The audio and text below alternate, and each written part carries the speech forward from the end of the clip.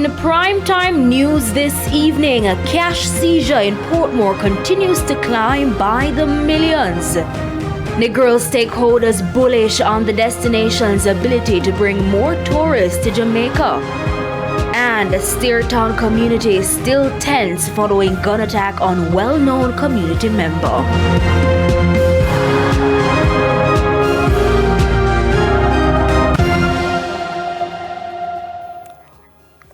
Good evening and welcome to Primetime News. A special welcome to viewers on TVJ International in the Cayman Islands and online at onespotmedia.com. I'm Shamela Pullen.